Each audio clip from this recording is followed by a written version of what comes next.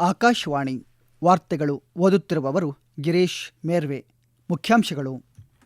ನವದೆಹಲಿಯಲ್ಲಿ ಇಂದಿನಿಂದ ವಿಕಸಿತ ಭಾರತ ಯುವ ನಾಯಕರ ಸಂವಾದ.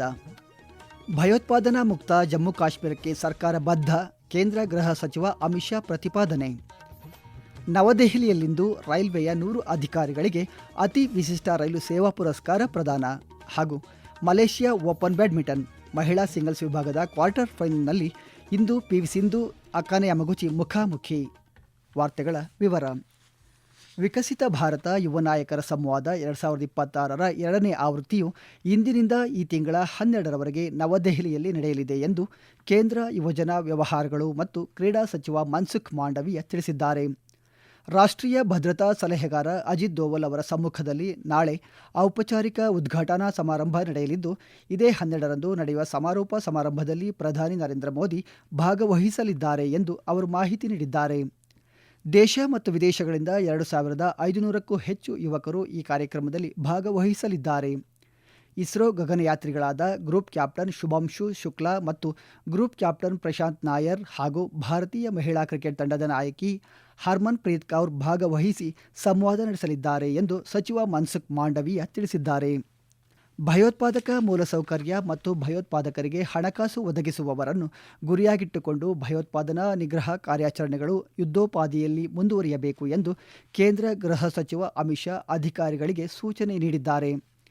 ಜಮ್ಮು ಮತ್ತು ಕಾಶ್ಮೀರದಲ್ಲಿ ಉನ್ನತ ಮಟ್ಟದ ಭದ್ರತಾ ಪರಿಶೀಲನಾ ಸಭೆಯ ಅಧ್ಯಕ್ಷತೆ ವಹಿಸಿ ಮಾತನಾಡಿದ ಅವರು, ಭಯೋತ್ಪಾದನಾ ಮುಕ್ತ ಜಮ್ಮು ಮತ್ತು ಕಾಶ್ಮೀರದ ಗುರಿಯನ್ನು ಸಾಧಿಸಲು ಎಲ್ಲ ಸಂಪನ್ಮೂಲಗಳನ್ನು ಆದಷ್ಟು ಬೇಗ ಲಭ್ಯವಾಗುವಂತೆ ಮಾಡಲಾಗುವುದು ಎಂದು ತಿಳಿಸಿದರು.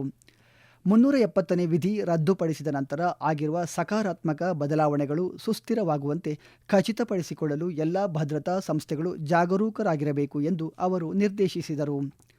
ಪ್ರಧಾನಿ ನರೇಂದ್ರ ಮೋದಿ ಅವರ ನೇತೃತ್ವದಲ್ಲಿ ಕೇಂದ್ರ ಸರ್ಕಾರ ಜಮ್ಮು ಮತ್ತು ಕಾಶ್ಮೀರದಲ್ಲಿ ಶಾಶ್ವತ ಶಾಂತಿ ಸ್ಥಾಪಿಸಲು ಮತ್ತು ಭಯೋತ್ಪಾದನೆಯನ್ನು ಸಂಪೂರ್ಣವಾಗಿ ನಿರ್ಮೂಲನೆ ಮಾಡಲು ಬದ್ಧವಾಗಿದೆ ಎಂದು ಸಚಿವ ಅಮಿತ್ ಶಾ ಹೇಳಿದರು. ಭಯೋತ್ಪಾದನೆ ವಿರುದ್ಧ ಸರ್ಕಾರ ಶೂನ್ಯ ಸಹಿಷ್ಣುತೆ ನೀತಿ ಹೊಂದಿದೆ. ಕೇಂದ್ರ ಸರ್ಕಾರದ ನಿರಂತರ ಮತ್ತು ಸಂಘಟಿತ ಪ್ರಯತ್ನಗಳಿಂದಾಗಿ ಜಮ್ಮು ಮತ್ತು ಕಾಶ್ಮೀರದಲ್ಲಿ ಭಯೋತ್ಪಾದಕ ಪರವಾದ ವ್ಯವಸ್ಥೆಯು ದುರ್ಬಲಗೊಂಡಿದೆ ಎಂದು ಅವರು ತಿಳಿಸಿದರು. ನವದೆಹಲಿಯಲ್ಲಿಂದು ರೈಲ್ವೆ ಸಚಿವ ಅಶ್ವಿನಿ ವೈಷ್ಣವ್ ಅವರು ರೈಲ್ವೆಯ 100 ಅಧಿಕಾರಿಗಳಿಗೆ ಅತಿ ವಿಶಿಷ್ಟ ರೈಲು ಸೇವಾ ಪುರಸ್ಕಾರ 2025 ಮತ್ತು ಉತ್ತಮವಾಗಿ ಕಾರ್ಯನಿರ್ವಹಿಸಿರುವ 26 ರೈಲ್ವೆ ವಲಯಗಳಿಗೆ ಪ್ರಶಸ್ತಿಗಳನ್ನು ಪ್ರದಾನ ಮಾಡಲಿದ್ದಾರೆ. ಭಾರತೀಯ ರೈಲ್ವೆಗೆ ಅನುಕರಣೀಯ ಸೇವೆ ಮತ್ತು ಅತ್ಯುತ್ತಮ ಕೊಡುಗೆಗಳನ್ನು ಗುರುತಿಸಿ ಈ ಪ್ರತಿಷ್ಠಿತ ಪ್ರಶಸ್ತಿಗಳನ್ನು ನೀಡಲಾಗುತ್ತಿದೆ. ಮಹಾಕುಂಭಮೇಳದಂತಹ ದೊಡ್ಡ ಕಾರ್ಯಕ್ರಮಗಳಲ್ಲಿ ಸುರಕ್ಷಿತ ಮತ್ತು ಸುಗಮ ರೈಲ್ವೆ ಕಾರ್ಯಾಚರಣೆ ಖಾತ್ರಿಪಡಿಸುವಲ್ಲಿ ನಿರ್ಣಾಯಕ ಪಾತ್ರ ವಹಿಸಿದ ಸಿಬ್ಬಂದಿಗೆ ಪ್ರಶಸ್ತಿಗಳನ್ನು ಪ್ರದಾನ ಮಾಡಲಾಗುವುದು ಎಂದು ರೈಲ್ವೆ ಸಚಿವಾಲಯ ತಿಳಿಸಿದೆ.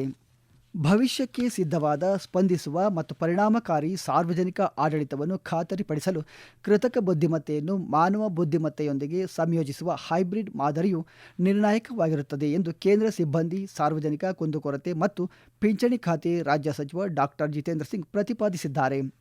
ನವದೆಹಲಿಯಲ್ಲಿ ಸಾಮರ್ಥ್ಯ ವೃದ್ಧಿಗಾಗಿ ಕೃತಕ ಬುದ್ಧಿಮತ್ತೆ ಆಡಳಿತವನ್ನು ಪರಿವರ್ತಿಸುವ ಕಾರ್ಯಾಗಾರ ಉದ್ದೇಶಿಸಿ ಮಾತನಾಡಿದ ಸಚಿವರು, ಕೃತಕ ಬುದ್ಧಿಮತ್ತೆಯನ್ನು ಪ್ರಬಲ ಸಾಧನವಾಗಿ ನೋಡಬೇಕು, ಇದನ್ನು ಜವಾಬ್ದಾರಿಯುತವಾಗಿ ಬಳಸಬೇಕು ಎಂದು ಹೇಳಿದ್ದಾರೆ. AI इंटीग्रेशन किया गया है, तो AI driven capacity building through iGOT platform, जिसमें AI सारथी है जो एक तरह का गेटवे है इनटू iGOT लर्निंग, क्योंकि एक लर्निंग इकोसिस्टम है. AI ट्यूटर है जिसमें आपको पर्सनलाइज लर्निंग है. AI कैपेसिटी बिल्डिंग प्लान है जो विभागों के लिए, मंत्रालयों के लिए काम आएगा. 2026-27ನೇ ಸಾಲಿನ ಕೇಂದ್ರ ಬಜೆಟ್ ಮಂಡನೆಗೂ ಮುನ್ನ ಕೇಂದ್ರ ಹಣಕಾಸು ಸಚಿವೆ ನಿರ್ಮಲಾ ಸೀತಾರಾಮನ್ ನವದೆಹಲಿಯಲ್ಲಿ ನಿನ್ನೆ ದೆಹಲಿ ಸ್ಕೂಲ್ ಆಫ್ ಎಕನಾಮಿಕ್ಸ್ ವಿದ್ಯಾರ್ಥಿಗಳೊಂದಿಗೆ ಬಜೆಟ್ ಪೂರ್ವ ಸಂವಾದ ನಡೆಸಿದರು. ವಿದ್ಯಾರ್ಥಿಗಳು ಕೌಶಲ್ಯ, ಹಸಿರು ಇಂಧನ, ಗ್ರಾಮೀಣಾಭಿವೃದ್ಧಿ ಮತ್ತು ಹೊಸ ಆರ್ಥಿಕತೆಯ ಕುರಿತು ಕೇಂದ್ರ ಬಜೆಟ್ನಲ್ಲಿ ಪರಿಗಣಿಸಬೇಕಾದ ವ್ಯಾಪಕ ಶ್ರೇಣಿಯ ಸಲಹೆಗಳನ್ನು ನೀಡಿದರು ಎಂದು ಸಾಮಾಜಿಕ ಜಾಲತಾಣದಲ್ಲಿ ಸಚಿವೆ ನಿರ್ಮಲಾ ಸೀತಾರಾಮನ್ ಹೇಳಿದ್ದಾರೆ. ಈ ವಾರ್ತೆಗಳನ್ನು ಆಕಾಶವಾಣಿಯಿಂದ ಕೇಳುತ್ತಿದ್ದೀರಿ.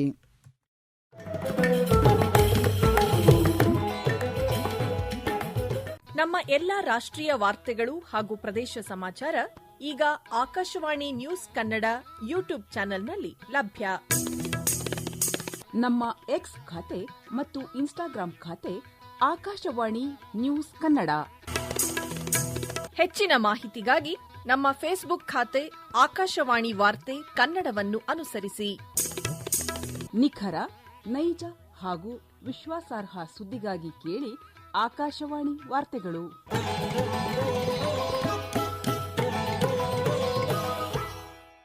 ಭಾರತ ಮ್ಯಾನ್ಮಾರ್ ಗಡಿಯ ಸಮೀಪ ಕ್ಷಿಪ್ರ ಕಾರ್ಯಾಚರಣೆ ನಡೆಸಿದ ಮಾದಕ ದ್ರವ್ಯ ನಿಯಂತ್ರಣ ದಳದ ಅಧಿಕಾರಿಗಳು ಪ್ರಮುಖ ಅಂತಾರಾಷ್ಟ್ರೀಯ ಮಾದಕ ವಸ್ತು ಕಳ್ಳ ಸಾಗಾಣೆ ಜಾಲವನ್ನು ಭೇದಿಸಿದ್ದು 7.3 ಕೆಜಿಯಷ್ಟು ಉನ್ನತ ದರ್ಜೆಯ ಹೆರಾಯಿನ್ನನ್ನು ವಶಪಡಿಸಿಕೊಂಡಿದ್ದಾರೆ.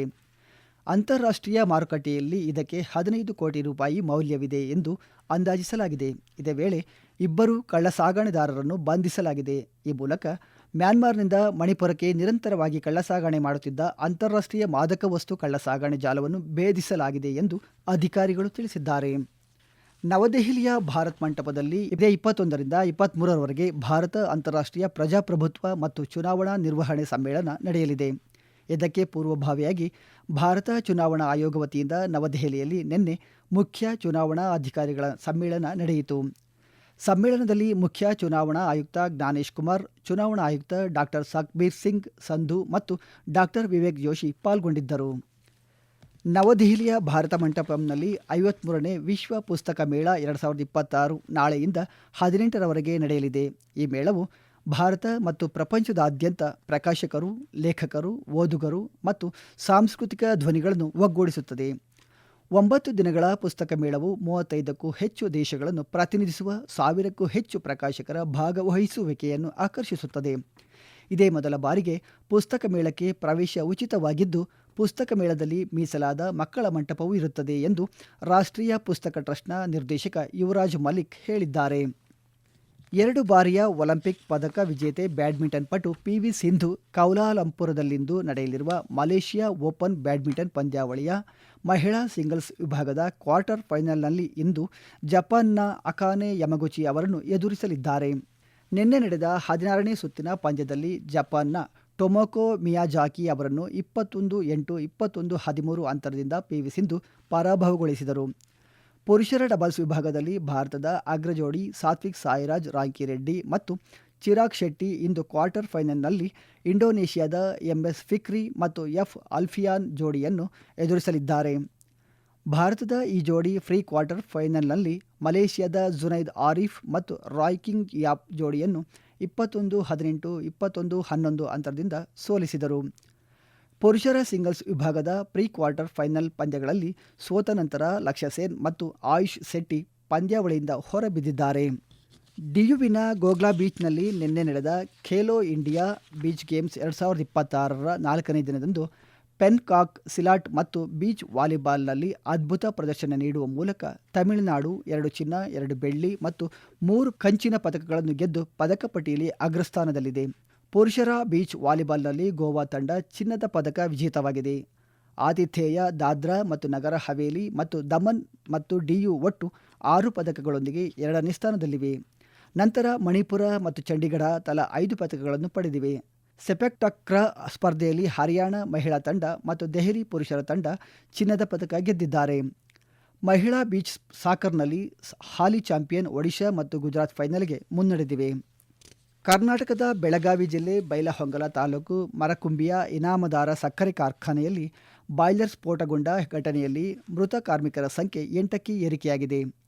ಮುರಗೋಡ ಪೊಲೀಸ್ ಠಾಣೆಯಲ್ಲಿ ಪ್ರಕರಣ ದಾಖಲಾಗಿದೆ ಎಂದು ಬೆಳಗಾವಿ ಜಿಲ್ಲಾ ಪೊಲೀಸ್ ವರಿಷ್ಠಾಧಿಕಾರಿ ರಾಮರಾಜನ್ ತಿಳಿಸಿದ್ದಾರೆ. ಕೊನೆಯಲ್ಲಿ ಮತ್ತೊಮ್ಮೆ ಮುಖ್ಯಾಂಶಗಳು. ನವದೆಹಲಿಯಲ್ಲಿ ಇಂದಿನಿಂದ ವಿಕಸಿತ ಭಾರತ ಯುವ ನಾಯಕರ ಸಂವಾದ. ಭಯೋತ್ಪಾದನಾ ಮುಕ್ತ ಜಮ್ಮು ಕಾಶ್ಮೀರಕ್ಕೆ ಸರ್ಕಾರ ಬದ್ಧ, ಕೇಂದ್ರ ಗೃಹ ಸಚಿವ ಅಮಿತ್ ಶಾ ಪ್ರತಿಪಾದನೆ. ನವದೆಹಲಿಯಲ್ಲಿಂದು ರೈಲ್ವೆಯ 100 ಅಧಿಕಾರಿಗಳಿಗೆ ಅತಿ ವಿಶಿಷ್ಟ ರೈಲು ಸೇವಾ ಪುರಸ್ಕಾರ ಪ್ರದಾನ. ಮಲೇಷಿಯಾ ಓಪನ್ ಬ್ಯಾಡ್ಮಿಂಟನ್ ಮಹಿಳಾ ಸಿಂಗಲ್ಸ್ ವಿಭಾಗದ ಕ್ವಾರ್ಟರ್ ಫೈನಲ್ನಲ್ಲಿ ಇಂದು ಪಿವಿ ಸಿಂಧು ಅಕಾನೆ ಯಮಗುಚಿ ಮುಖಾಮುಖಿ. ಇಲ್ಲಿಗೆ ವಾರ್ತಾ ಪ್ರಸಾರ ಮುಕ್ತಾಯವಾಯಿತು. ನಮ್ಮ ಮುಂದಿನ ವಾರ್ತಾ ಪ್ರಸಾರ ಮಧ್ಯಾಹ್ನ 12 ಗಂಟೆಗೆ.